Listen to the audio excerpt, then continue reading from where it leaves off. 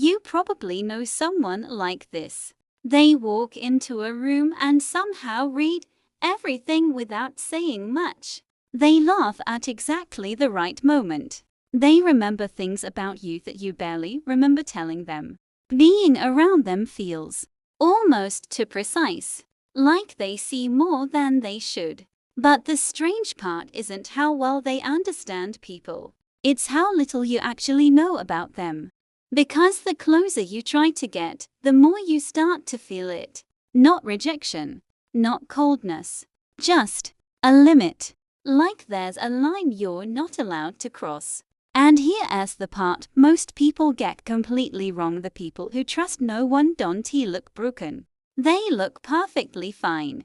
Most people expect someone with trust issues to be distant, cynical, maybe even a little bitter. The kind of person who pushes everyone away without thinking twice. But in reality, it's usually the opposite. They're often the most socially skilled person in the room.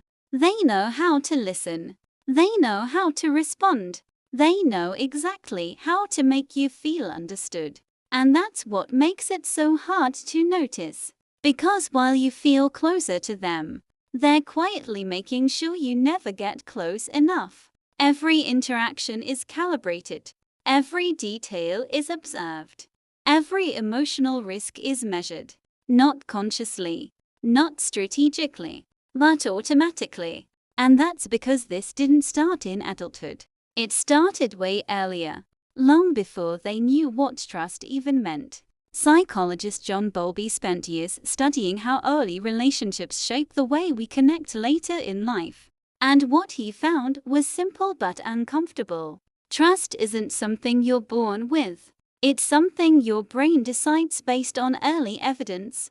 If the people who were supposed to protect you were consistent, safe, and predictable, your brain learns something powerful. People are safe. But if those same people were unpredictable, distant, or even the source of pain, your brain learns a very different lesson. People are not safe. And once that conclusion is made, it doesn't just disappear. It becomes the filter for every relationship that comes after. And this is where things get complicated. Because people who don't trust anyone don't stop wanting connection. They don't suddenly lose the ability to care. If anything, they feel it more intensely than most. But at the same time, there's a second voice running in the background. Constant, relentless, telling them how this is going to end. So when they meet someone new, there's often this brief moment, almost electric, a sense that maybe this time could be different. But then something shifts. Their brain starts scanning for inconsistencies, for small changes in tone, for anything that doesn't quite add up.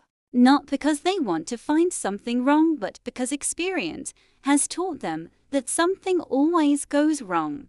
And the hardest part, this constant scanning creates distance. From the outside, it can look like disinterest, like they're pulling away, like they don't care enough to invest, when the reality is the exact opposite. They care so much. They don't feel safe showing it. But it goes even deeper than that, because for many people, the issue isn't just trusting others. It's trusting themselves.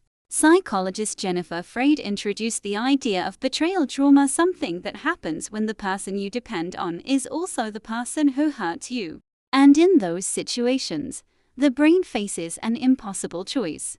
Recognize the betrayal and risk losing the connection you need to survive, or ignore it and stay attached. So what does the brain do? It adapts. It blurs reality. It explains things away. It teaches you to doubt what you feel in order to protect the relationship. And over time, that does something subtle but devastating. You stop trusting your own perception. You second-guess your instincts. You question your reactions. You wonder if you're too sensitive or overthinking. So now, it's not just the outside world that feels unpredictable. It's your own mind. And this is where behavior starts to look confusing from the outside. Some people respond by becoming avoidant. They keep things light, surface level. The moment something real starts to form, they pull back. Sometimes suddenly, sometimes without explanation. Others go in the opposite direction.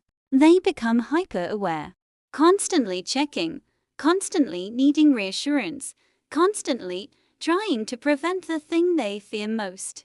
And then there are those who swing between both, pulling someone in, then pushing them away, wanting closeness, then panicking when it actually happens. To an outsider, it can look like a game, like manipulation, like mixed signals. But for them, it doesn't feel like control. It feels like drowning. But here's the part almost no one talks about. When someone like this does trust you, it's not casual. It's not light. It's not something they do easily. It's a decision that goes against years of internal wiring. Which means when they choose you fully. Their loyalty isn't surface level. It's not conditional in the way most people experience it. It's intense, protective, almost unshakable.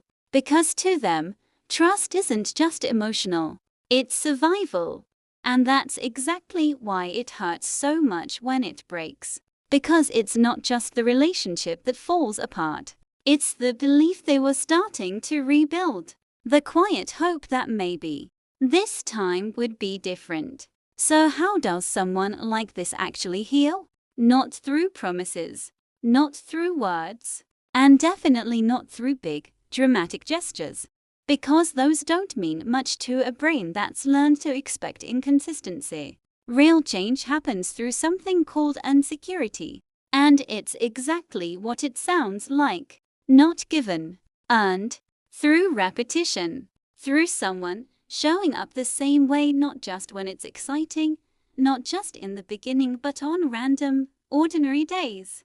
Through consistency so steady that the brain slowly starts to question its old assumptions. Not all at once, not quickly, but piece by piece.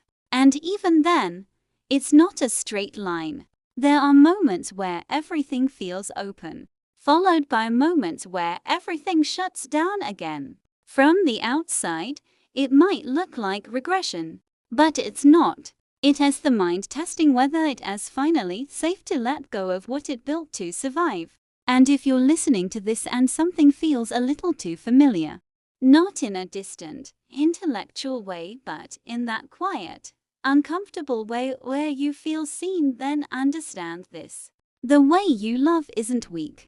It isn't broken. And it definitely isn't small. The fact that you still want connection, despite everything that taught you it wasn't safe, that says more about your capacity than most people will ever understand. Because you didn't just learn how to connect. You learned how to survive. And maybe now, the question isn't why you built those walls. Maybe the real question is which ones you still need, and which ones you're finally ready to let go of.